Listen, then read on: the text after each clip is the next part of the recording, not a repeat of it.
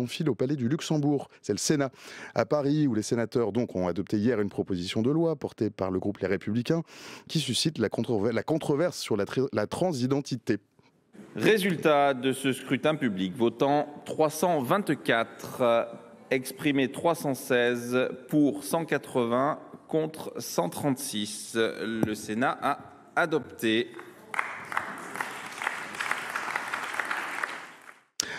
Un texte donc porté par la sénatrice Jacqueline Eustache-Brinio qui est destiné à encadrer les pratiques médicales dans les transitions des mineurs et qui prévoit notamment l'interdiction des traitements hormonaux et des opérations chirurgicales avant l'âge de 18 ans. Bonsoir Cassandre. Bonsoir Ludo, pardon. Donc Cassandre, t'as la crève, c'est pour ça que t'as un masque. Oui, j'ai un peu la crève, donc je vais éviter de contaminer tout le monde dans le studio. Tu gardes tes miasmes. T'es streamer politique spécialisé sur les questions LGBT+. C'est ça, exactement. À tes côtés, en face de moi, Anaïs Perrin-Prével. Bonsoir. Salut, t'es co-directrice de l'association À Outrance. Je suis directrice toute seule de l'association À Outrance, mais c'est bien. Eh ben pourquoi j'ai marqué co-directrice? Parce que j'étais coprésidente avant, mais je suis directrice toute seule. Donc directrice. Salut, bienvenue à tes côtés. Et aussi en face de moi, Alexis. Salut Alexis. Bonsoir tout le monde. Bonsoir, toi t'es autrice, conférencière et formatrice genre, inclusivité et droit LGBT+. Et tu as commis aux éditions Marabout en 2021 une histoire de genre. C'est ça.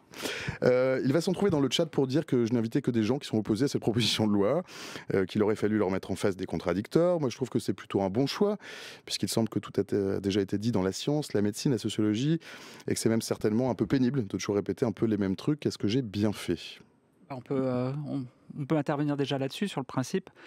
En réalité, il y a un vrai sujet, c'est qu'il y a des gens qui font de la transidentité une idéologie pour s'y opposer, pour dire on n'a pas le droit d'être une personne trans, et puis c'est un élément de débat et ça doit rentrer en débat. Nous, pour le coup, on est plutôt des personnes concernées, donc c'est pas une idéologie, c'est nos vies.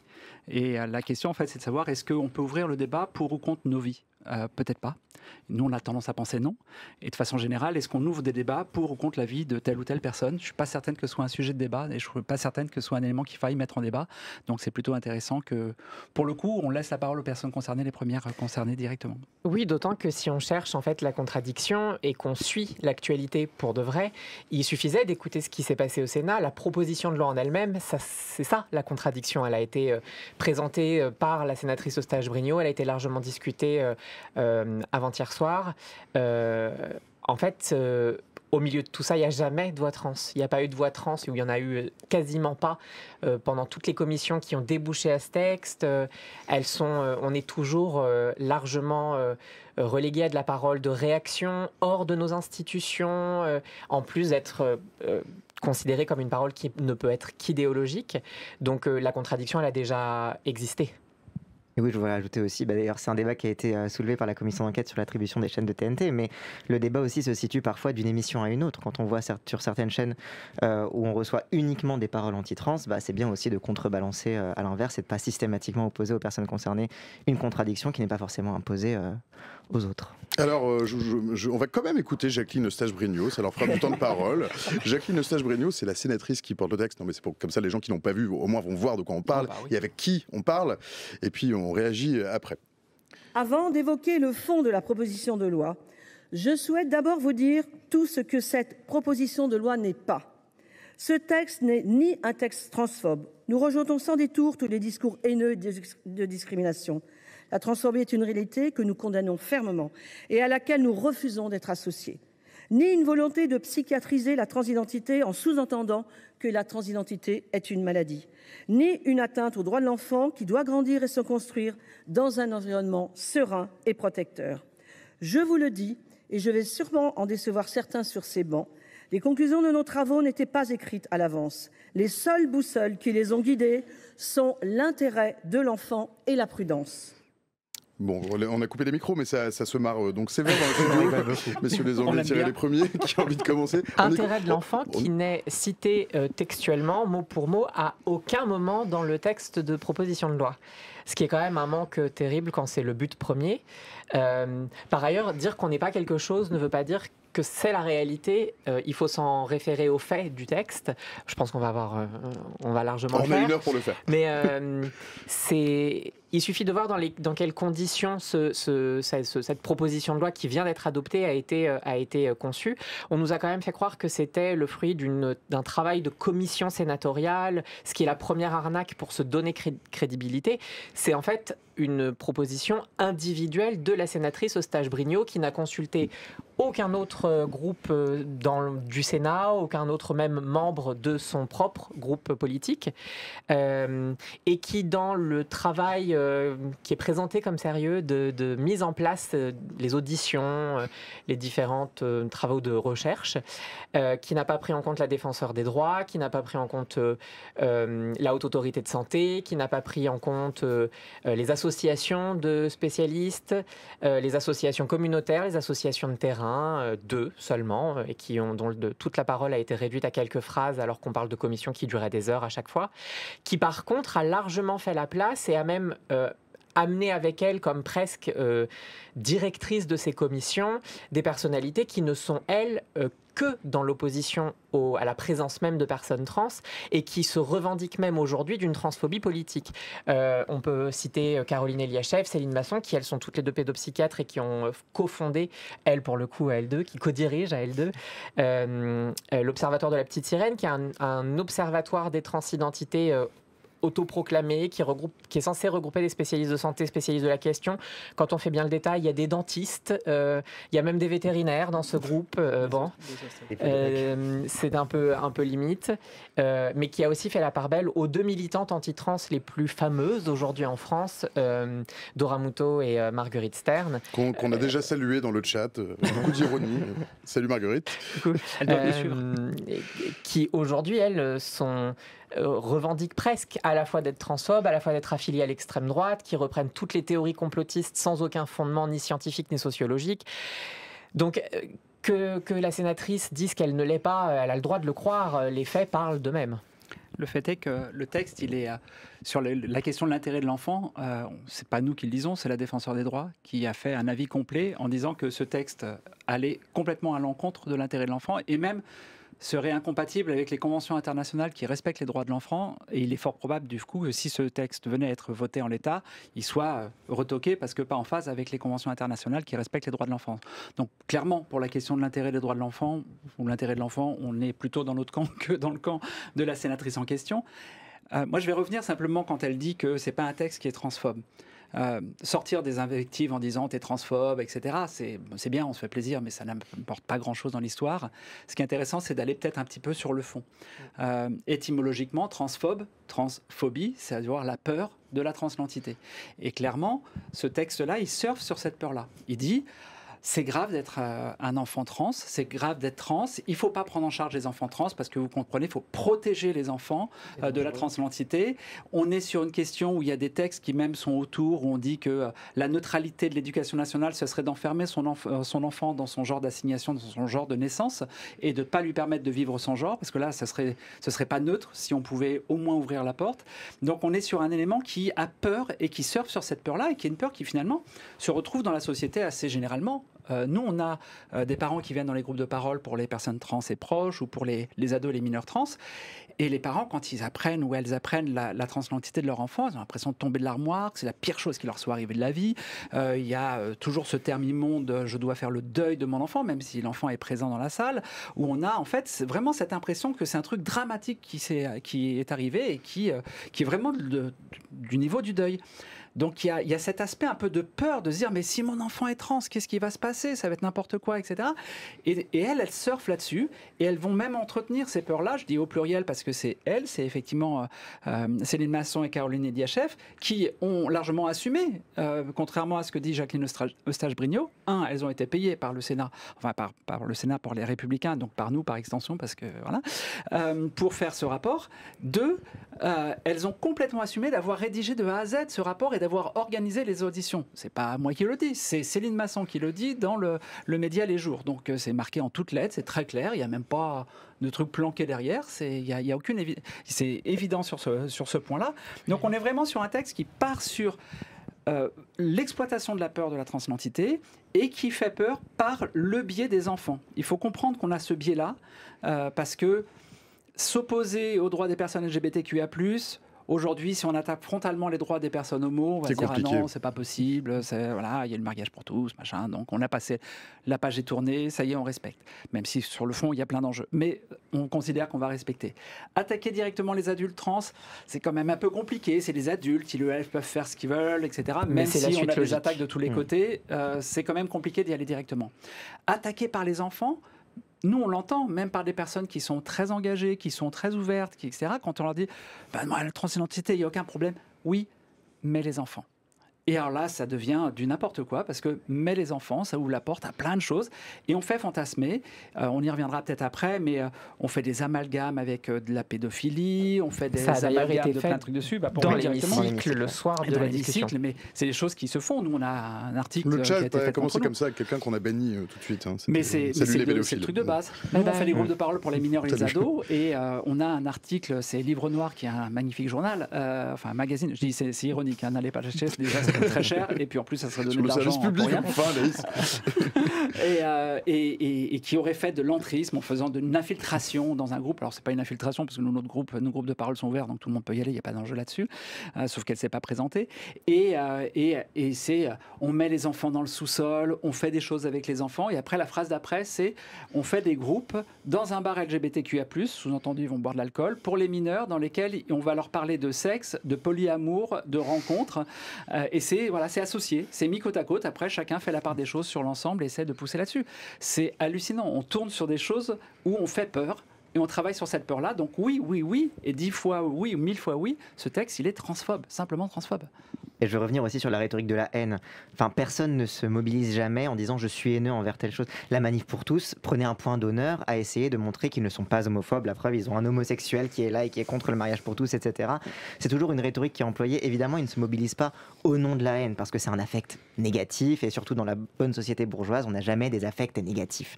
Mais par contre, oui, c'est un texte qui a pour vocation, enfin, si on sort de cet affect-là, qui a pour vocation d'éradiquer le fait de la transidentité. Parce que, bon, évidemment, ça cible les mineurs particulièrement, mais ce qu'il y a derrière ça, c'est que lorsqu'on lit le rapport, il y a aussi des ouvertures de discussion sur éventuellement réfléchir jusqu'à 25 ans. Donc finalement, en fait, remettre en question la majorité des personnes trans jusqu'à 25 ans. C'est quelque chose qui a été utilisé contre les homosexuels à l'époque, où c'était au travers d'une majorité sexuelle inégalitaire que l'État français en fait réprimait l'homosexualité. Donc c'est quelque chose où en changeant cette modalité de la majorité et de la minorité, c'est au final un pied dans la porte pour aussi interdire la transidentité, y compris pour les adultes. Et c'est très important parce que qu'il y ait de la haine ou pas, il y a in fine, une volonté d'éradication, et j'utilise ce terme parce que c'est un terme qui a beaucoup été aussi employé par des anti-trans britanniques notamment, l'éradication du fait trans. Voilà, et après ça on s'en fiche qu'ils aient de la haine ou pas, quoi. Par ailleurs, ce qu'on est en train de dire, et j'appuie complètement vos propos, ça a été illustré l'autre soir pendant la discussion. L'ouverture à la majorité, elle a tout de suite été amenée dans les débats avant le vote par une sénatrice, les Républicains, je crois, j'ai plus les détails, qui parlait d'abord d'interdire ces mêmes projets, ces mêmes protocoles médicaux, d'abord aux majeurs sous tutelle. On sait très bien que l'étape d'après, c'est aux majeurs tout court. Et quand tu parlais de cette transphobie qui est assumée, il faut pas croire qu'un vote de groupe au Sénat n'est pas réfléchi en amont par les différentes formations politiques du Sénat. Et quand on voit le bloc qui a voté pour ce propos de loi, cette proposition de loi, le député sans étiquette qui a pris la parole pour faire son explication de vote le soir même, a commencer son propos en disant les mineurs trans n'existent pas, la transidentité n'existe pas. Il a enchaîné en revenant sur les idées de contamination, de contagion, de lobby payé par des milliardaires et qui seraient aux mains des adultes qui se disent trans.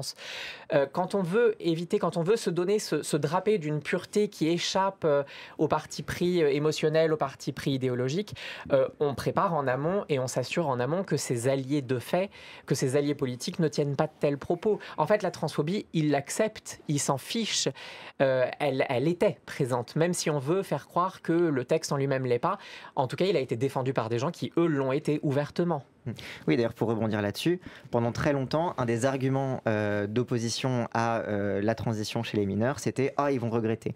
Et après, on s'est rendu compte, d'ailleurs, très très bonne série d'articles de Mediapart qui en parlent, notamment avec une infiltration dans un collectif anti-trans, ils se sont rendus compte qu'en fait, ils connaissent pas tant de personnes que ça qui regrettent. Et en fait, ils ont changé progressivement leur discours en disant que le risque, c'était qu'après, ils persistent.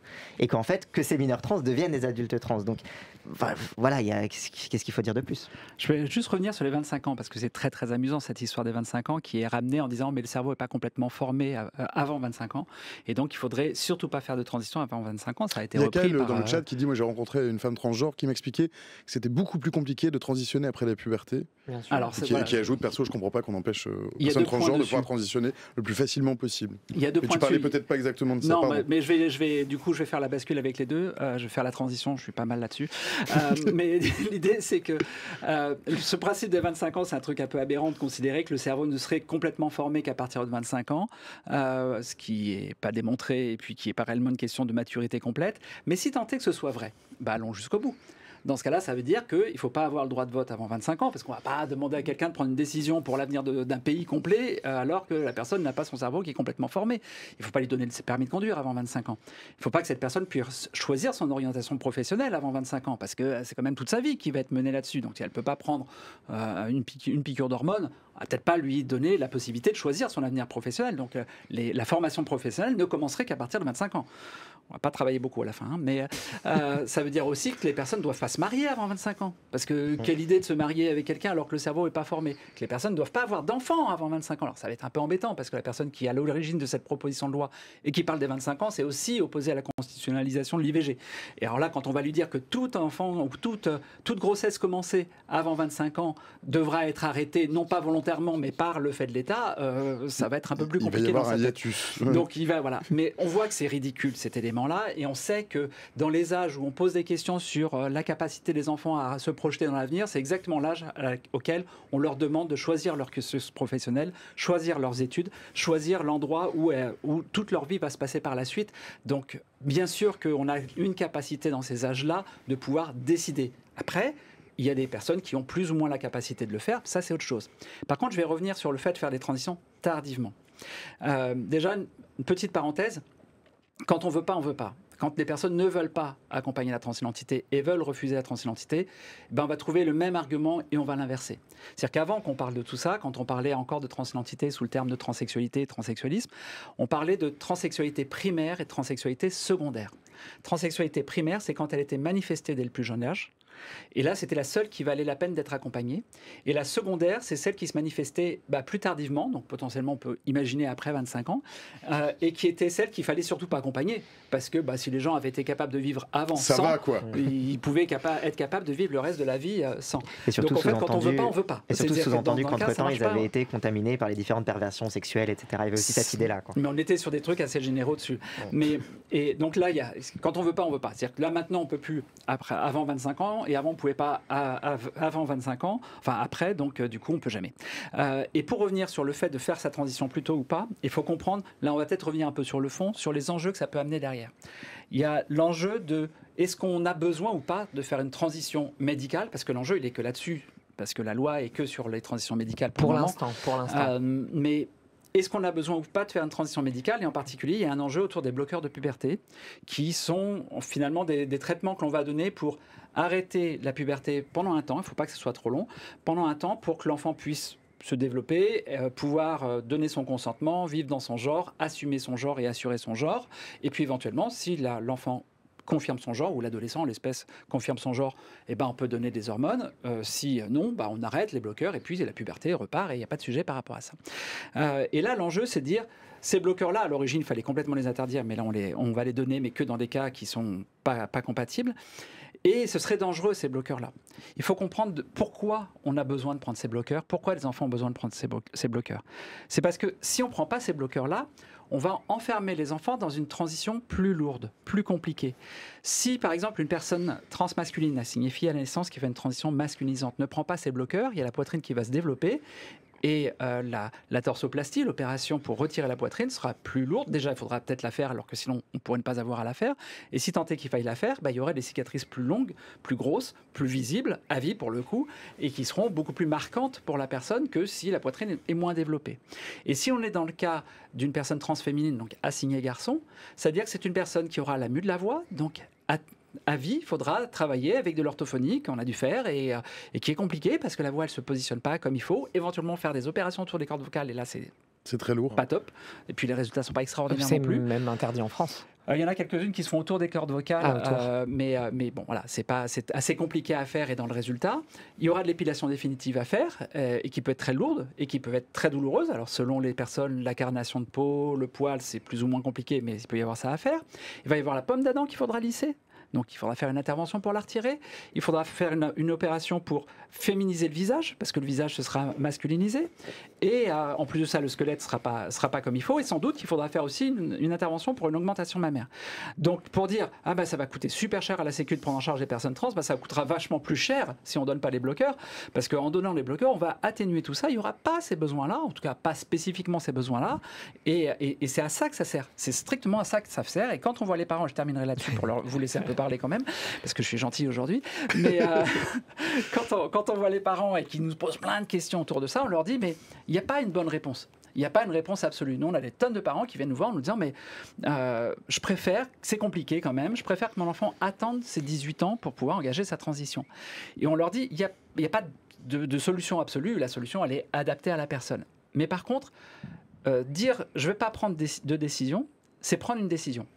C'est prendre la décision que la puberté va faire son taf et que son enfant va être engagé derrière à faire toutes ces opérations. J'ai le souvenir, moi, d'une mère qui était venue en disant « Je ne vais pas lui donner à ma fille trans les hormones, les bloqueurs, parce que si tant est qu'elle regrette, il faudra peut-être qu'elle fasse une mastectomie. Ça peut être une opération qui va lui laisser des traces. » Oui, sauf qu'il y a 99% des enfants qui parlent de leur transidentité, qui persistent dans leur identité de genre très largement. Le 1%, c'est souvent pour un cadre social qui est un peu compliqué. Donc il y a quand même 99% de risque qu'elle fasse toutes les autres opérations que j'ai listées tout à l'heure. Et elle a entendu ça. Et du coup, elle a dit, si mon enfant veut, je vais l'accompagner, on va voir comment ça peut se faire et comment ça peut être possible. Mais ça n'est possible que si on fait ça posément, selon le besoin de chacun et de chacune, et en ayant tous les éléments. Et c'est pour ça que nous, on sort beaucoup de documentation pour expliquer. Pas pour dire, prenez des hormones, on s'en fout que les gens prennent des hormones. Ce qui est important, c'est que les gens prennent ce qu'ils ou elles ont strictement besoin. Lexi. Moi, ce que je veux rappeler, ce qui est souvent ce qu'on nous envoie un peu au visage quand on rappelle ces données-là, ces faits-là, c'est que les adultes qui aujourd'hui parlent pour les enfants trans et parlent de ces protocoles qui existent et qu'on veut permettre qu'on veut rendre possible, rendre accessible aux enfants, sont pas des adultes qui parlent de quelque chose qu'ils n'ont pas vécu.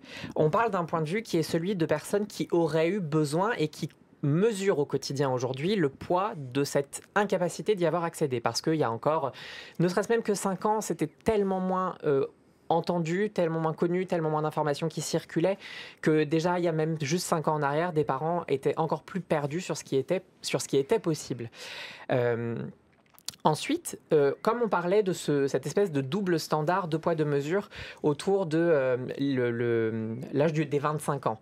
On a tout à fait le droit de faire une rhinoplastie avant 25 ans, mais on ne pourrait pas prendre de bloqueurs de puberté ou faire des traitements hormonaux, prendre des traitements hormonaux.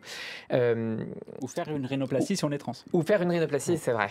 Le même double standard, en fait, il s'applique autour des bloqueurs de puberté. Ces bloqueurs de puberté ne sortent pas de n'importe où et n'ont pas été inventés par des personnes trans pour des personnes trans. C'est un traitement qui a été mis en place par des endocrinologues et des sexologues pour des enfants non trans, des enfants cis, dont on estimait que la puberté était trop précoce ou avait des effets trop intenses. Une fille qui devenait trop poilue, une fille qui devenait trop grande, principalement. Et on parle de critères esthétiques. Aucune des discussions sur l'application de ces bloqueurs de puberté à des enfants trans ne prend en compte et ne parle de potentiels dangers appliqués à des enfants cis. Alors que s'ils sont dangereux, ils sont dangereux pour tous les organismes et au même dosage. Ce double standard, il révèle en fait que la question, elle est sociale. Et la discussion qui existe autour de l'accessibilité des transitions, elle crée et elle nous revient à des violences sociales constantes qu'on vit en tant que personne trans, à savoir que si on veut exister, on doit on doit traverser, on doit être affronté, on doit accepter un destin misérabiliste. On doit aller mal. Une personne trans n'est accessible, ça va avec de toute façon toute une culture de martyrologie de la minorité qu'on nous impose dans nos sociétés. Et la personne trans acceptable, c'est une personne trans qui souffre et qui fait face courageusement à cette souffrance, ou alors qui cède, qui se suicide. Et dans ce cas-là, oh c'est dommage, c'est triste, bouhou. Mais de toute façon, c'est un peu comme ça que à ce à quoi vous êtes destiné. Les personnes trans sont constamment ramenées à un devoir d'hyperféminité ou d'hypermasculinité, sans quoi elles ne sont pas même montrables et audibles dans notre paysage public. Il suffit de voir qui sont les personnes trans qui sont reçues, qui sont entendues, qui sont connues. Mais en même temps, les outils pour remplir ces conditions de présentation sociale, on nous les rend toujours plus compliquées. Ça revient à cette volonté. Socialement, une personne trans doit souffrir. On ne peut pas vivre confortablement et on ne peut pas non plus pouvoir faire machine arrière. C'est pas possible. Cassandre, je te vois acquiescer largement. Oui, et en plus, tout ça, ça ramène aussi à la place qu'a la figure de l'enfant là-dedans. En fait. C'est-à-dire que la figure de l'enfant, c'est une figure d'innocence, c'est une figure de quelque chose, encore une fois, j'en parlais tout à l'heure, quelque chose qui n'est pas, encore perverti par la société. Tu vois. Donc, il y a, derrière tout ça, en fait, il y a aussi une réification de l'enfant et un maintien dans un statut de minorité qui ne correspond pas du tout. Déjà, on parle des enfants. Alors, il y a l'enfance et l'adolescence qui ne sont pas forcément des étapes les mêmes de la vie, mais ça rentre aussi en règle générale dans une façon qu'on a de continuer de considérer et d'infantiliser, ça peut paraître contradictoire de dire ça comme ça, mais d'infantiliser les enfants, c'est-à-dire de les maintenir dans un stade de dépendance permanente et de sous-développement permanent où en fait ils ne peuvent jamais finalement consentir, donner leur avis, etc. Mais c'est des aspects qu'on voit dans d'autres aspects de la vie politique actuellement. Lorsqu'on voit que récemment le gouvernement de Gabriel Attal discutait d'une restriction du temps d'écran par exemple, ou alors même de certains couvre-feux, de que certains enfants restent plus longtemps à l'école pour éviter qu'ils fassent des conneries, etc. Il y a une tendance générale dans la société à considérer que l'enfance, il faut la mettre au pas, qu'elle ne veut pas s'exprimer par elle-même. Si on regarde par exemple dans la charte des droits de l'enfant, qui est quand même les droits internationaux reconnus pour les enfants, il y a l'idée dans cette charte d'une capacité des enfants à participer à la vie politique par exemple. Et cette capacité-là est sans cesse niée au nom justement de ce statut d'enfant. Donc c'est aussi toute une société qui, non pas parce que évidemment les enfants, les jeunes ne sont pas naturellement intelligents socialement, intelligents politiquement, c'est quelque chose qu'on leur enseigne, mais si jamais on ne leur enseigne à vivre en société, et bien jamais ils vont le développer avant la majorité, on leur dit hop c'est bon, t'as le droit de voter, bonne chance, démerde-toi avec ça.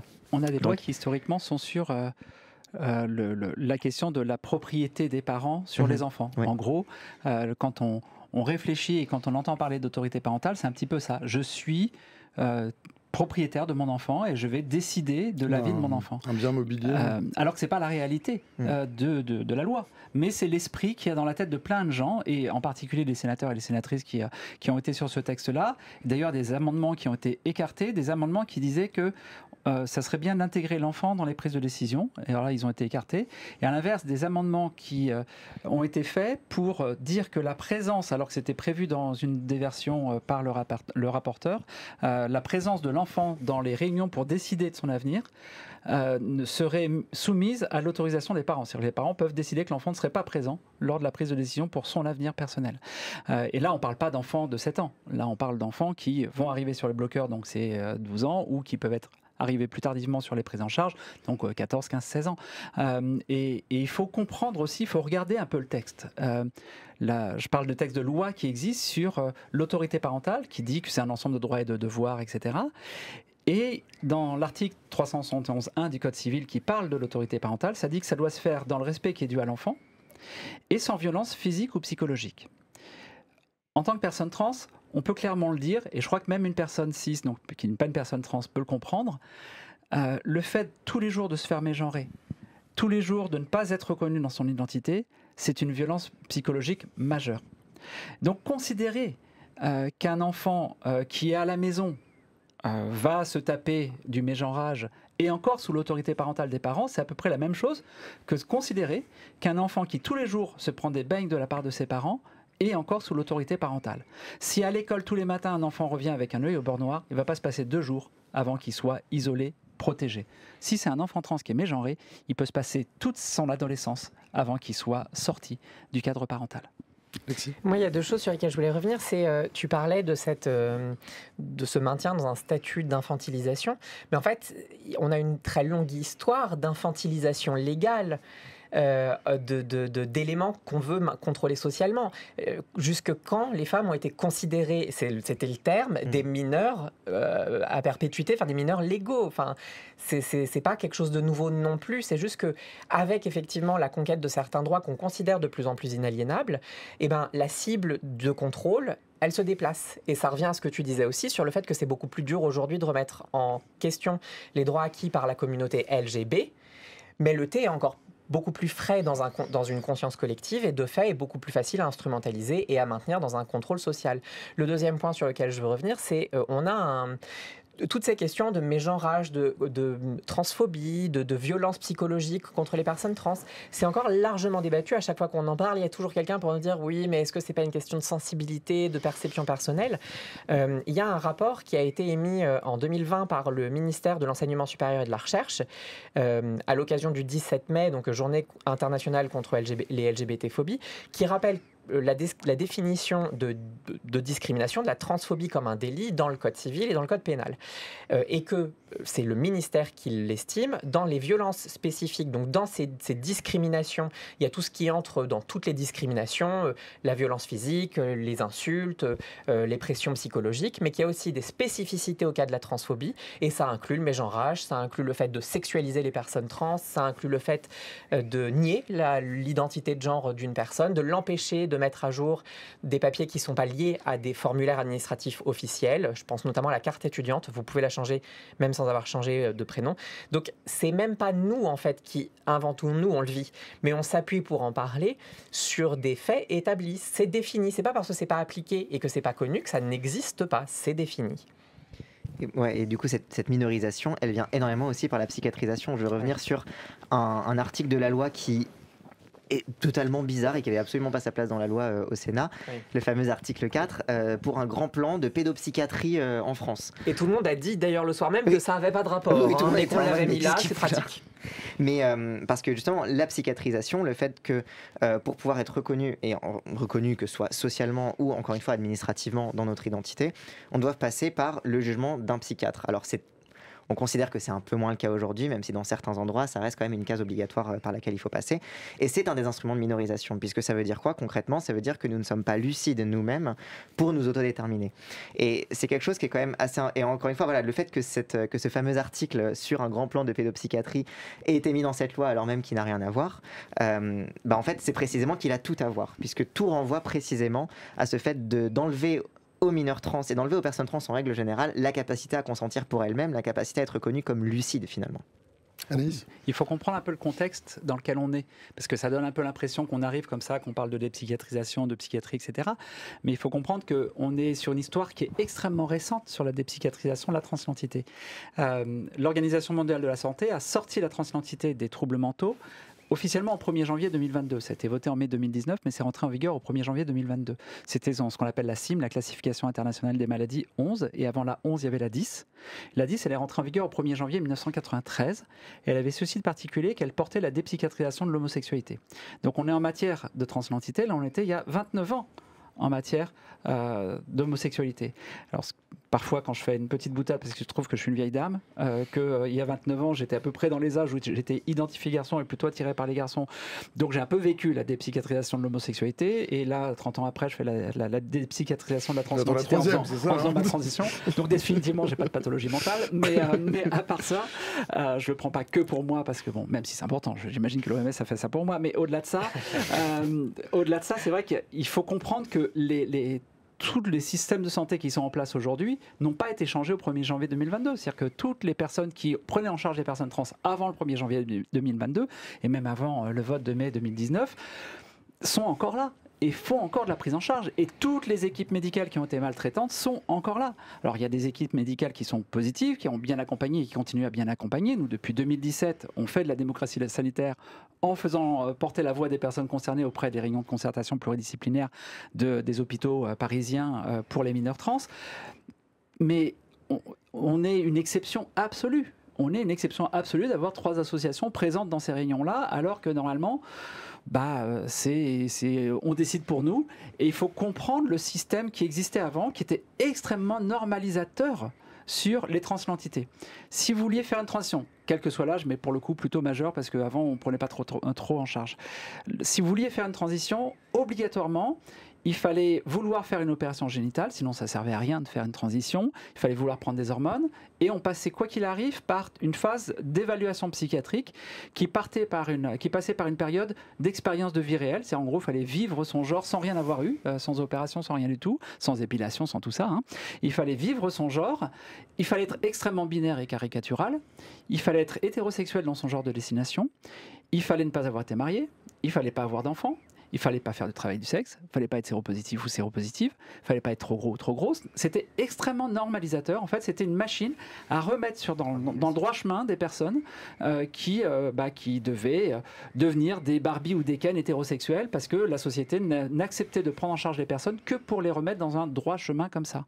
Et on sort de là. Et quand je parle de ça, ça peut vous paraître un truc hallucinant, c'était au XXIe siècle. C'était les protocoles, ce qu'on appelle les protocoles SOFECT. La SOFECT a été créée en 2009 en réaction à la création des associations dans cette période-là. Donc on est vraiment sur quelque chose qui est encore très très récent et qui est encore très présent dans la tête de beaucoup de médecins qui prennent en charge des personnes trans. Ça évolue, mais ça prend un temps fou, sachant qu'il n'y a toujours pas de formation sur la prise en charge des transidentités pour les professionnels de santé, même si on va commencer à y travailler, mais on a un retard hallucinant sur ça. Pour continuer sur cette question de l'héritage, où on est, d'où on vient, moi quand j'ai commencé ma transition, l'un des premiers rendez-vous que j'ai eu, parce que j'ai fait un parcours très officiel et j'ai commencé avec un suivi psychiatrique de 2 ans, comme ce qui veut être imposé, j'ai souvenir d'un rendez-vous un matin à 8h, chez mon psychiatre, histoire d'illustrer ces idées. J'avais 1 heure de transport, j'ai mis les baskets.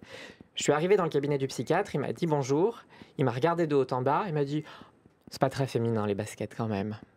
On attend de nous qu'on soit constamment les stéréotypes du genre les plus poussés, tout en nous reprochant de nous y conformer. Et pour aussi revenir sur d'où on vient avant ça, on vient effectivement on a dépsychiatrisé la transidentité, elle était considérée comme une maladie, ça a été considéré comme un trouble, il y avait plusieurs classifications, mais ces premières classifications et la mise en place de ces protocoles, à la base de la base en Occident, ça vient quand même de toute une théorisation qui est aux mains de sexologues, de psychanalystes, qui ne font pas d'études scientifiques poussées avant de mettre en place ni leurs textes, ni les protocoles sur nous.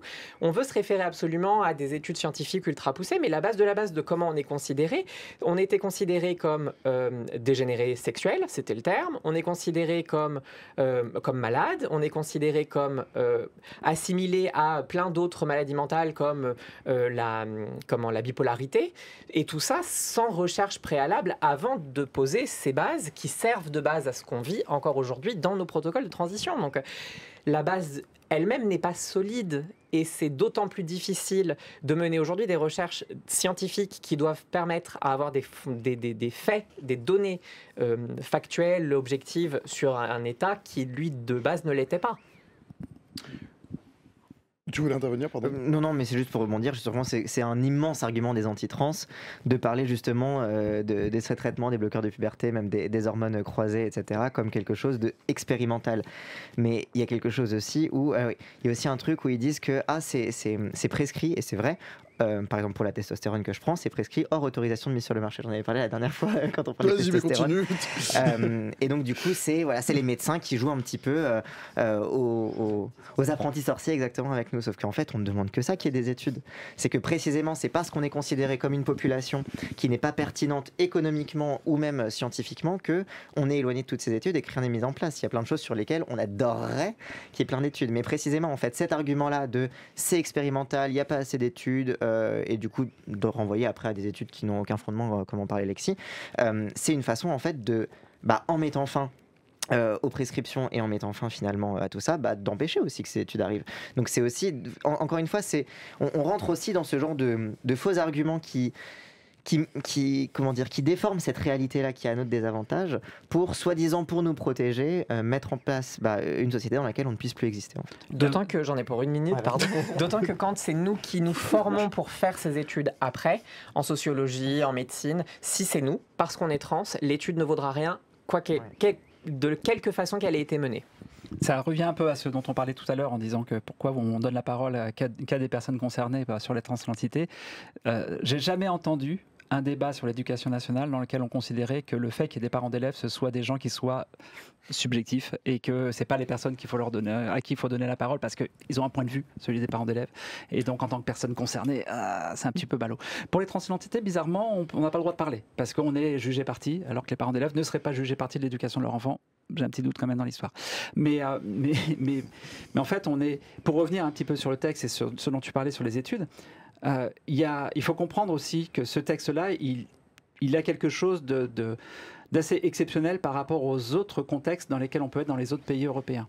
On a parlé, parce que c'est largement exploité sur la Finlande, la Suède, la Grande-Bretagne, etc., en disant qu'il y avait des retours en arrière. Non, en fait, c'est des encadrements, c'est des choses qui sont plus ou moins compliquées, qui ont été poussées là-dessus. Oui, puis l'influence de la politique, c'est aussi des gouvernements qui en même temps se droitisent et reviennent à des gouvernements. Alors, je crois que tu voulais en parler justement. Mais je vais juste terminer sur ce point-là, parce que c'est un élément important, c'est que dans ces pays-là, les soi-disant retours ou les encadrements ont été faits par des autorités de santé, pas par la loi. C'est-à-dire qu'on est le seul pays en Europe, ça a été le cas dans les États aux États-Unis, les États trumpistes aux États-Unis, mais en Europe, on est le seul pays dans lequel récemment on a dit on va a priori interdire sans qu'il y ait de base, parce qu'il n'y a toujours pas les recommandations de la Haute Autorité de Santé, sans qu'il y ait de base médicale pour dire il y a un problème, donc il faut l'encadrer d'une façon ou d'une autre. Peut-être que s'il y a un problème, il faut l'encadrer, mais en l'espèce, on n'a pas laissé la possibilité d'étudier réellement les éléments. Et donc, on serait un peu dans ce truc extraordinaire de dire, spécifiquement en France, on interdit a priori. Et dans tous les autres pays dans lesquels il y a eu un encadrement, qui sont pourtant donnés comme modèle, quand on entend la Suède, la Finlande, le rapport Cass en Angleterre, etc., les personnes qui s'opposent considèrent que c'est le modèle absolu. Et dans ces pays qui sont modèles absolus, dans tous, il y a toujours des possibilités de faire des transitions. Alors parfois, c'est très compliqué, mais il y a toujours des possibilités de faire des transitions. Et dans tous, il y a toujours la possibilité de faire des études. Là, la loi telle qu'elle a été proposée, la possibilité de faire des études sur le bienfait d'encadrer ou pas n'existe simplement pas parce qu'il y a des interdictions absolues. L'interdiction de donner des hormones, par exemple. Donc on ne pourra faire aucune étude pour savoir si le fait de donner des hormones peut améliorer les choses pour les personnes qui rentreraient dans des protocoles expérimentaux, ultra encadrés, etc. Et les études, en France, il y en a très très peu qui sont faites sur les transidentités. Et on est dans un état de la santé publique qui est dramatique. À l'hôpital public, on ne va pas refaire tout le débat là-dessus, mais c'est vraiment dramatique. Je vais juste vous donner en illustration un élément extrêmement personnel. Il se trouve que j'ai fait une vaginoplastie, parce que je suis très caricatural comme meuf, donc je suis comme ça, et j'ai fait une vaginoplastie à l'hôpital public en France. Je me suis dit, il n'y a quand même pas des masses. Il va y avoir 50 études qui vont être faites autour de ça, savoir comment je vais avant, comment je vais après, comment ça va se passer, comment machin, etc. Et en fait, rien. Enfin non. J'ai eu droit à une étude quand même. On m'a demandé si je étais d'accord pour donner mon corps à la science. Donc j'ai été gentil, j'ai donné mon corps à la science. J'ai donné mon urètre pour qu'il y ait une étude pour comprendre les modalités de contamination au VIH/SIDA des hommes cis. En fait, moi en tant que femme trans, il y a 0 étude sur moi, mais par contre j'ai donné mon corps pour améliorer la santé des hommes cis, ce qui est quand même un truc extraordinaire et qui montre à quel point on a un vrai sujet là-dessus. Toutes les équipes n'existent que par des projets, elles sont pas stabilisées. Il faut réellement qu'on ait une santé qui soit capable d'être inclusive des personnes trans, qui puisse avoir de la prise en charge en proximité partout et qu'elle soit dotée de moyens suffisants, pas que sur les enjeux de transidentité, pour qu'on puisse et accompagner les personnes et faire des études pour améliorer la santé des personnes. Et là, pour le coup, comme il adore ça, le président, va lui dire, mais c'est l'image de la France. Étant donné que la France, on est à l'air vraiment de tout pourri parce qu'on ne fait même pas une étude pour pouvoir pousser les choses comme il faut. Il n'y a que les associations qui essayent de faire quelque chose. Tu citais le rapport Cass, donc, qui a été commandé à les pédopsychiatres, je crois, Madame Cass. Il me semble qu'elle est pédopsychiatre. Pour servir de recommandation justement sur l'encadrement et sur les futures, enfin les décisions politiques à prendre sur l'encadrement des transitions au Royaume-Uni. C'est en train d'être appliqué. Aujourd'hui même, ils ont interdit par anticipation et en urgence l'accès aux bloqueurs de puberté. Ce rapport, depuis qu'il est sorti, il a été doucement décortiqué. Il a exclu volontairement près de 90% ou plus de 90%, j'ai plus le chiffre exact, des études qui avaient été, je ne sais pas comment on dit en français, double... Oui, en fait, c'est des grades. En fait, les études sont gradées. Oui, c'est ça. Et selon le fait selon le nombre de fois où on les reteste et on les réapplique et on les vérifie. Elle a exclu la majorité de ces études parce que la majorité de ces études démontrent les bienfaits des bloqueurs de puberté. le retrait de la Finlande, qui est toujours utilisé comme l'exemple de vous voyez, c'est bien que c'est dangereux. En fait, c'est aussi il est basé sur un autre dossier dont Madame Cass s'est inspirée. Donc en fait, croire que les décisions politiques qui sont prises est basées sur des dossiers qui sont effectivement censés être scientifiques est objectif, sans qu'il y ait de possible influence d'un contexte politique qui est de droitisation absolue de ces pays. Tu es en train de mordre sur le domaine de je te laisse la parole tout de suite. C'est une illusion, c'est une naïveté, mais de toute façon, sur les questions de transphobie, de violence contre les personnes trans, le grand public accepte et se maintient dans une naïveté parce qu'elle leur permet de dire non, il se passe rien de grave, c'est pas un problème de santé publique. Et la question du suicide, qui est toujours avancée comme, pareil, un grand argument pour ne pas prendre de décision en notre faveur, transaffirmative, comme ils disent, est aussi une de ces naïvetés absolues. Les suicides des personnes trans, c'est une question de fragilité innée et pas une question de santé publique. Ouais, et donc c'est parfait parce qu'en plus, c'est plein de techniques. On est vachement bien en transition. On est trop fort en transition. Mais c'est vrai que dans les discours anti-trans, on nous présente un petit peu justement ces pays, la Suède, la Finlande, qui reviennent en arrière, comme une espèce de mouvement naturel, un peu comme les vagues qui viennent et reviennent sur la... Voilà, c'est naturel. S'ils sont allés trop loin, donc naturellement, ils devaient forcément serrer la bride. Sauf qu'en fait, ça vient à dépolitiser ce qui se passe derrière. C'est qu'en fait, ce qui se passe derrière, c'est qu'il y a des mouvements militants contre les personnes trans. Un exemple qu'on donne, c'est que si on s'amuse à tirer par exemple la pelote de laine de ce fameux rapport LR, on trouve du coup Céline Masson et Caroline Eliachef, qui préside l'Observatoire de la Petite Sirène. Observatoire de la Petite Sirène, qui est proche d'un groupe qui s'appelle le WOLF, c'est le Women's Liberation Front, qui est un groupe donc anti-trans, qui lui-même collabore avec la Heritage Foundation, qui est une fondation états-unienne évangélique, qui s'est fondée notamment à l'époque dans les mouvements anti-avortement, contre l'amendement pour les droits égaux, dans lequel il y avait une immense campagne antiféministe à l'époque, contre le mariage pour tous, etc., et qui sont notamment à l'origine d'un immense lobbying pour... justement, cette remise en question de Roe versus Wade aux États-Unis, et donc cette remise en question du droit à l'avortement au niveau fédéral. Par ailleurs, ce même groupe va être reçu au Sénat le mois prochain. Exact. Bref. Donc en fait, on peut tirer en fait, et quand on s'intéresse à ça, ça repolitise la question, parce qu'on voit qu'il y a vraiment, des groupes réactionnaires qui sont organisés et qu'on connaît sur d'autres sujets, qu'on connaît sur les questions féministes, et que comme par magie sur les questions trans, ces groupes n'existeraient pas. Donc il y a véritablement un mouvement au niveau international, et en fait un mouvement justement qui s'inspire mutuellement de leurs différents arguments. En fait, c'est-à-dire que nous, en tant que militants et militantes français, si on a pu aussi prédire et ce qui allait se raconter comme bêtises sur nous, c'est aussi parce qu'on a vu cette rhétorique être diffusée dans ces autres endroits. Par exemple, typiquement, l'exemple de la Suède, par exemple. On nous présente tout le temps la Suède comme un pays pionnier sur les questions trans. Non, la Suède est un pays pionnier sur l'éducation non genrée, sur l'éducation paritaire à l'école. Ça, c'est vrai. D'ailleurs, ça a été dénoncé par la France parce que c'était la preuve du wokisme de la Suède, que la théorie du genre était appliquée en Suède. Tiens, la théorie du genre. Autre sujet mis sur la table par la Manif pour tous, qui s'opposait au mariage homosexuel pour des raisons de genre, parce que ça allait mettre en bordel le genre des enfants, enfin bref. Mais donc cette Suède-là qu'on nous présente comme un pionnier, elle est pionnière en quoi? Elle est pionnière dans le fait que c'était le premier pays à imposer pour la possibilité de changer de sexe à l'état civil, parce que donc à l'époque on ne pouvait pas changer de sexe à l'état civil, voilà, c'était interdit, etc. Et la Suède a été le premier pays à se dire très bien, on peut changer de sexe à l'état civil à condition d'être stérilisé. Ce qui est une violation des droits fondamentaux de la personne humaine. Et la Suède a mis ça en place. Du coup, tous les pays européens à peu près ont mis en place des législations semblables. La France a mis en place une législation semblable pour laquelle elle a été condamnée en 2017. Comment ? Une jurisprudence en France, c'était pas une législation. Oui, en effet, c'était par jurisprudence, en effet. Mais du coup, bref, c'était le modèle pour lequel la France a été condamnée par la Cour européenne des droits de l'homme en 2017, justement pour violation des droits humains. Donc, la Suède est pionnière. En tout cas, moi, de tout ce que je sais que la Suède est pionnière en termes d'eugénisme vis-à-vis des personnes trans. Donc, il y a aussi plein d'aspects comme ça où tout ce rouleau compresseur de propagande qu'on a, et encore une fois, qu'on nous remâche encore une fois depuis la Manif pour tous, qui nous disait, regardez, la Suède, ils font de la propagande bizarre sur les enfants à l'école. Bah, en fait, c'est des discours qui circulent de partout. C'est des discours qui circulent au niveau international et qu'on connaît bien. Pareil, en Grande-Bretagne, il y avait la question de la clinique Tavistock. Alors, donc, qui était une clinique à Londres qui centralisait un petit peu toutes les demandes de transition des mineurs notamment. Il y a eu une personne qui a détransitionné, donc qui est revenue en arrière et qui a poursuivi en justice cette clinique qui a gagné en première instance et qui a perdu en appel, mais comme elle a gagné en première instance, tout le monde s'est rappelé qu'elle a gagné. Et ça a mené donc ça a permis en fait de mettre en place une campagne de propagande en disant regardez, le mouvement trans a été vaincu parce que cette personne a gagné son procès. Et ensuite, regardez, le mouvement a été vaincu parce que la clinique a fermé. En réalité, la clinique a été fermée pour être délocalisée parce qu'il y avait un gros problème de suivi, parce que c'était une clinique centralisée et que c'était très compliqué de faire un suivi efficace, par exemple. On attend que les autres rouvrent, n'empêche.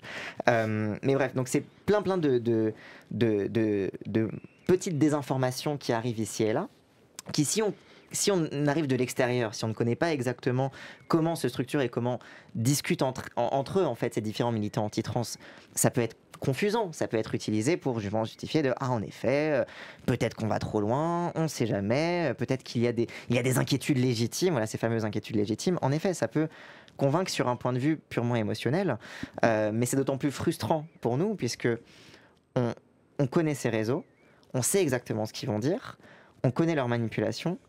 Mais le temps qu'on les détricote une par une, il y a déjà CNews qui a invité 3 fois Marguerite Sien et Dora Muto, quoi. Et puis humainement, ces questionnements légitimes, croire qu'elles sont exclusivement aux mains de personnes neutres parce que cis et qui sont les seules à être capables à prendre du recul alors qu'on se les pose, mais pendant des années avant de oser verbaliser, oser faire un coming out, c'est complètement une hypocrisie absolue. Bien sûr qu'on doute, bien sûr qu'on se pose des questions, bien sûr qu'on fait 12 000 recherches pour être sûr d'être sûr d'être sûr.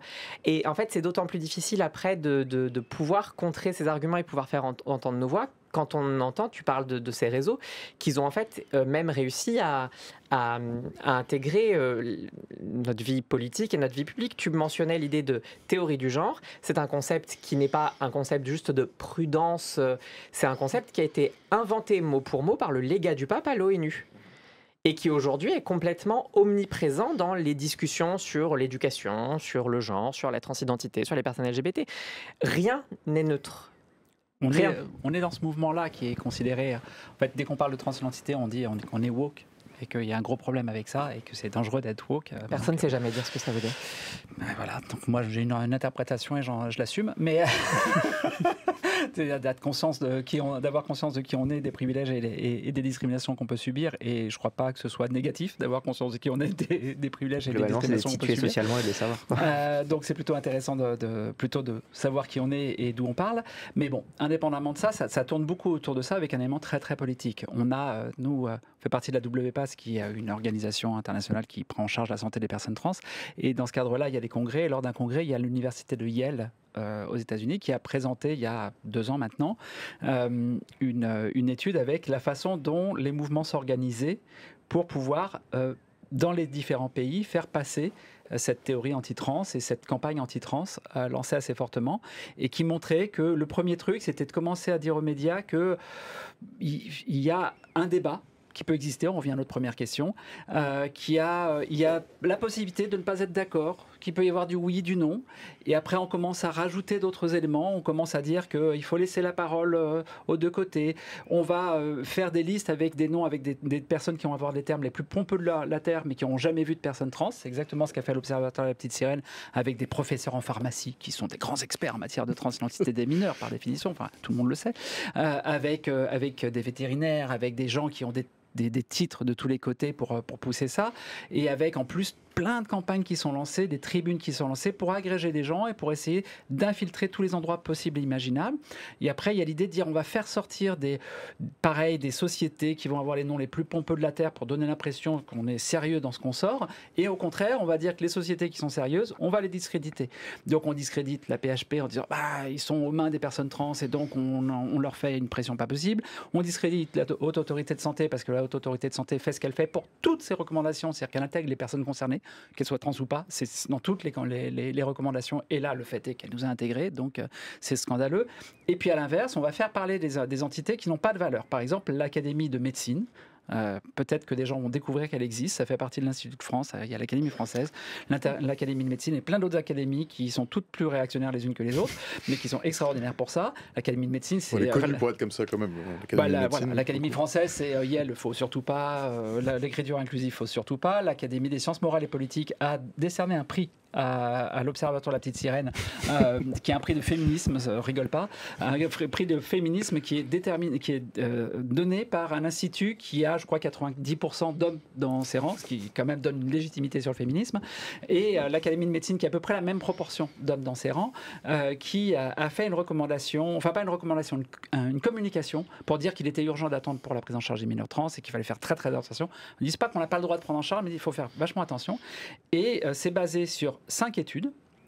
Une qui est la seule valable, mais qui n'est utilisée que pour une définition de vocabulaire, ça ne serait pas drôle sinon, et les 4 autres qui sont à peu près toutes celles qu'on connaît habituellement, les Littmann, etc., qui posent plein de sujets là-dessus, et qui ramènent à ces phrases empiriques de dire face à l'explosion du nombre de détransitions sans qu'il y ait aucune étude qui montre quoi que ce soit dessus, c'est même l'inverse, c'est-à-dire qu'on n'a pas d'explosion du nombre de détransitions, il n'y a même pas d'explosion du nombre des transitions, et donc on revient sur exactement ce même gimmick, et avec après tout un guide sur l'utilisation de la science, le détournement de la science pour la désinformation qui a été utilisé dans tous les États trumpistes, et c'est exactement mot à mot les mêmes éléments qui sont repris. C'est ce guide-là, il a été appliqué par l'Observatoire de la Petite Sirène, par Hippomonie, pour faire exactement cette campagne-là, et ça fonctionne, parce que cette campagne-là, elle est extrêmement présente, et nous, on a énormément de mal à pouvoir faire passer la parole à un moment des personnes trans, c'est dire on existe, et il y a des choses qui peuvent se faire au dehors. Ouais, donc, mais ça illustre parfaitement ce truc-là où on va systématiquement attribuer le militantisme aux personnes concernées, aux personnes qui les défendent, et non pas aux personnes qui s'y opposent. Alors même qu'il y a un mouvement extrêmement organisé de lutte contre nos droits. Et moi, parce qu'en fait, l'autre jour, bon, rien contre vos collègues du Monde, mais le terme transactiviste, par exemple, c'est un terme qui vient de l'anglais. Oui, voilà, transactiviste était le terme qui est utilisé par les anti-trans pour parler des militants trans, mais parce que aussi le mot activiste veut davantage dire militant là-bas. Bref. Mais je voyais sur l'interview du coup de Morgane Noam, activiste trans. Alors qu'en France on dit militant. Mais il y a rien que dans tous ces petits mots, on voit aussi comment là-dedans, comment dire, ça suffit même pas d'être un militant, t'es un activiste, t'es encore plus qu'un militant, et du coup t'es encore plus biaisé, là où précisément on va utiliser en toute neutralité le mot qui était employé par les personnes qui luttent contre tes droits, quoi. Et on Donc se retrouve aussi dans le rapport du Sénat, nous, on est la seule association trans à avoir été auditionnée en tant qu'association trans au Sénat, et on est dans un chapitre qui est les associations transactivistes. C'est-à-dire que de toute façon là-dessus, et ce qui était extraordinaire, c'est que mardi soir, Jacqueline Eustache-Brinio fait son discours en disant c'est pas transphobe ce texte, et il faut arrêter de penser qu'il y aurait d'un côté les transactivistes et les personnes transphobes, et que donc du coup il faut bien faire cette séparation, et qu'on rentrera pas dans cette séparation-là, etc. Alors que c'est elle qui dans son rapport nous classe déjà dans le cadre des transactivistes, mais elle, il faut surtout pas la classer du côté des transphobes, ce qui est quand même assez extraordinaire dans l'histoire. Et je finis juste un dernier petit truc sur ces anglicismes-là rigolos. C'est ce dont J'en on ai parlait un juste après, avant. je crois. Ah, t'en as un après. Ok, trop cool. Mais au Sénat, il y a une sénatrice LR, je crois, qui dans la discussion générale sur un des amendements ou sur un article, a cité la déclaration d'indépendance des États-Unis. Donc il y a aussi, voilà, c'est encore une fois, ces liens-là, ils sont clairs, ils sont transparents, mais tout est fait pour justement, en dépolitisant la question, qu'il ne soit pas évident, et que du coup, voilà, cette injustice-là épistémique, comme on dit, comment dire, ce poids, comment dire, qui a un poids différent en fait de la parole des uns par rapport à celle des autres. D'ailleurs, le rapport qui a servi de base à cette PPL parlait de transidentification des mineurs, un terme qui indirectement a été forgé pour parler de contagion sociale, qui est une théorie du complot. C'est d'autant plus important qu'on ait pu faire ce décryptage en revenant sur les faits, en revenant sur les mots, en revenant sur les idées, que même si ces idées elles sont perméables aujourd'hui au point d'arriver au Sénat, on est sur des groupes et des personnalités qui restent et qui sont de plus en plus dans la minorité de la violence, dans la minorité des mouvements.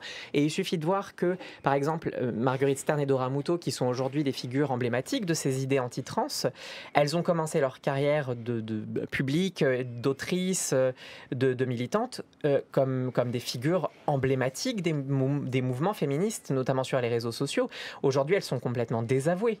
Le féminisme est majoritairement aujourd'hui devenu au moins transcompréhensif, si ce n'est transinclusif, et ces figures de transphobie politique active militante, elles n'ont plus que les recoins du complotisme, les recoins de l'extrême droite la plus crasse pour pouvoir exister.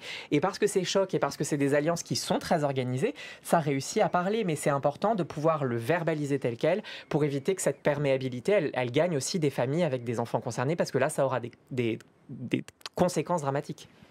Et il y aurait encore beaucoup de choses à dire. C'est-à-dire qu'il faudrait nous redonner encore largement 1 heure pour pouvoir rentrer dans le détail. Je suis parfaitement disposé. Et on va prendre le temps s'il y a besoin, si on peut. Mais Forcément, on fait que se plaindre. C'est terrible. non, mais il y a bientôt les Prides qui arrivent. Ça me donne une bonne occasion de vous réinviter. avec grand plaisir, et on reviendra. Mais il faut aussi comprendre que ce texte-là, il est strictement idéologique parce qu'il essaie de régler quelque chose qui n'est pas un problème en soi. Il faut remettre les choses comme il faut. À l'époque, on disait il faut remettre l'église au centre du village, donc ça pourrait plaire aux personnes qui s'opposent à la prise en charge des mineurs trans. Mais on est un peu dans cette idée-là de dire il y a un grand problème. Le grand problème, c'est des opérations génitales sur les mineurs trans. Bon, il n'y en a pas. Il se trouve qu'il n'y en a pas en France parce que médicalement, ça n'a aucun intérêt. Il faut attendre que la puberté soit développée et c'est l'idéal et c'est très bien comme ça. Sauf sur des personnes intersexes, mais là, c'est pas grave. Mais ça, c'est un autre. Malheureusement, c'est autorisé très largement et les mêmes sénateurs et sénatrices ont refusé les lois qui interdisaient les opérations sur les mineurs intersexes, alors que les associations de personnes intersexes se sont battues pour qu'il y ait des lois dans ce sens-là. Donc ça, pas possible. Il y a un enjeu sur les bloqueurs comme si c'était un vrai sujet parce qu'il y aurait une explosion sur l'ensemble. En tout et pour tout, sur 10 ans que les bloqueurs sont donnés en France, il doit y avoir en tout et pour tout 200, peut-être 300 gamins ou gamines qui ont été mis sous bloqueur sur, à un moment donné, 16 millions de mineurs. Ça veut dire sur 10 ans, 25 millions de personnes qui auraient pu être dessus. Il faut comprendre que quand on parle de transidentité, selon les études qu'on a les plus récentes, en parlant de transidentité brute, c'est-à-dire que je ne parle même pas de personnes dans la diversité de genre, je ne vais même pas inclure, alors que nous on inclut les personnes non binaires dans toute la diversité qu'il peut y avoir, mais strictement la transidentité binaire, sur les études les plus récentes, on est sur 1% de la population et 3% des 18-25 ans. Donc sur les âges les plus proches des mineurs, 3%. Si on se met sur 16 millions de personnes qui sont les mineurs, et on fait 3% sur ces 16 millions de personnes, on est plutôt de l'ordre de 450 000 personnes que de l'ordre des 200 ou 300 personnes qui sont mises sous bloqueur. Et si on prend tout et pour tout les personnes qui ont été mises sous hormones, c'est peut-être 600 personnes au maximum. C'est-à-dire qu'en gros, on arrive au final où les personnes qui, à un moment ou à un autre, sont prises en charge pour leur transidentité, même si on se basait sur 1%, sur 160 000 personnes en France, mineurs trans, il y a à peine 1500 qui ont eu des consultations sur leur transidentité. 1500. C'est-à-dire qu'on est à moins de 1% du déjà 1% de la population. Et on fait une loi pour l'interdire. Et pire, on fait une loi pour interdire un truc où c'est la première fois que dans le Code de santé publique, il y aurait une loi qui interdirait aux médecins de faire des prescriptions de substances licites. Parce que les hormones, c'est licite. Qu'il y ait des interdictions sur les drogues, on peut en parler, mais il y a une cohérence parce que c'est interdit par ailleurs, donc c'est pas incohérent que la loi interdise qu'il y ait des prescriptions dans ce cas-là. Mais la liberté de prescription du médecin, qui est un élément central dans la médecine, elle va être cassée par ça, avec une loi qui pourrait derrière dire on n'a pas le droit de donner les traitements qui vont bien. Alors, je ne sais pas si on a encore le temps ou si on va faire la bascule dessus. On va faire la bascule, malheureusement. Je vais juste me permettre de faire la bascule, justement. Mais on en reparlera. Parce qu'on a une phrase d'un bénévole, et j'aimerais bien qu'on termine sur quelque chose d'un peu positif. Une phrase d'un bénévole qu'on aime bien, la phrase est le bénévole d'ailleurs, qui disait « Avant, j'allais bien et je ne savais pas que je pouvais aller mieux ». Et en fait, c'est ça la prise en charge des transidentités. On n'est pas obligé de souffrir, on n'est pas obligé d'être dans un état hallucinant pour pouvoir être pris en charge. Il nous faut au contraire qu'on se batte là-dessus pour dire on doit pouvoir prendre en charge positivement les personnes trans quand elles en ont simplement besoin, quand elles expriment le besoin, sans que ce besoin soit dans une détresse cliniquement significative, qui est la définition de la dysphorie de genre, sans être obligé d'arriver dans des extrêmes qui sont juste pas possibles. On doit pouvoir vivre mieux si on a besoin de vivre mieux, et ce qui vous laisse une grande transition pour le débat d'après. Il est 19h06, passé de 21 secondes, mais c'est quand même l'heure du très court mot de la fin. Qu'est-ce que vous auriez envie de dire à, par exemple, une personne mineure qui nous regarderait et qui était peut-être un peu chagrinée en regardant la télé hier soir, par exemple ? Déjà très rationnellement que même si c'est passé au Sénat, le gouvernement a tout de même décidé en cours de route, c'était pendant le débat qu'ils se sont décidés de s'opposer, mais en tout cas le gouvernement a annoncé qu'il s'opposerait au texte, donc ce n'est pas censé passer à l'Assemblée nationale. Donc contrairement à certains articles, notamment de Libé, qui ont dit que c'était désormais interdit, non, on n'y est pas encore. Et aussi que, comme on est nombreux et nombreuses à militer, on est aussi nombreux et nombreuses à pouvoir t'épauler et t'aider à passer aussi les moments un peu difficiles, quoi. Merci Cassandre. Anaïs. On lâche pas, c'est-à-dire que nous on est là et on va continuer à essayer de défendre les droits de toutes les personnes trans et des enfants et des mineurs trans. On fait des groupes de parole, donc ça vaut la peine aussi de se rapprocher des associations pour pouvoir parler de sa transidentité, pour pouvoir rencontrer d'autres personnes trans, parce que quand on est un enfant ou une enfant trans, souvent on est très isolé. Déjà adulte, on est très isolé, alors enfant c'est encore pire, parce qu'il faut comprendre aussi que sur tous les enjeux LGBTQIA+, c'est les seules discriminations pour lesquelles le premier lieu de discrimination, c'est la famille, parce que c'est quand même très très rare qu'on naisse dans une famille avec des parents trans, quand on est soi-même un enfant trans, ce qui fait qu'on n'a pas de rôle modèle, on n'a pas de possibilité de se projeter, de se dire c'est possible. Donc il faut lutter contre ce rejet initial qui peut être de fait par défaut par la famille, qu'on peut avoir déjà intrinsèquement. Et donc c'est pour ça que c'est intéressant de rencontrer ses pairs et de se rapprocher des associations, justement pour pouvoir rencontrer d'autres personnes trans, en parler, se rendre compte que plein de choses sont possibles. Et j'ai juste envie de dire aux très très très très très très rares médecins qui prennent en charge des personnes trans en France, et c'est rien, hein. Sur 10 000 médecins généralistes à Paris et à la région parisienne, il y en a à peine 30 ou 40 qui acceptent de prendre en charge des personnes trans, hein. C'est ça, c'est ce degré-là. Mais ces quelques médecins, déjà un immense merci pour leur prise en charge, et puis continuez, et on va vous défendre jusqu'au bout, et on va faire en sorte que vous soyez jamais condamnés et qu'on puisse continuer à faire des transitions et que même il y ait d'autres personnes derrière qui vous rejoignent pour que l'accès à la santé soit possible pour toutes les personnes trans. Merci Anaïs. Lexi. Moi, je veux leur rappeler que même si ça fait très peur parce que c'est des institutions, c'est nos responsables politiques, c'est très officiel, on parle de l'égalité, la légalité n'est pas toujours du bon côté de l'éthique et de la morale. On a autorisé, on a rendu légal des choses ignobles, et en fait, c'est pas parce qu'un même si ça devait finalement être concrétisé, ça ne voudra pas dire qu'ils seront moins légitimes, moins des bonnes personnes, moins des vraies personnes, parce que la loi ira contre elles, et qu'effectivement, on lâchera pas. On lâchera jamais. Et que ça aussi, historiquement, on a existé avant les protocoles médicaux, on continuera d'exister même sans, même si c'est plus dur, mais on est là. Merci Lexi, 19h09, passé de 20 secondes. Merci Cassandre, merci Anaïs, merci Lexi, merci infiniment pour votre bienveillance, votre patience aussi. J'ai pas posé beaucoup de questions, vous les avez faites vous-même. On se retrouve bientôt.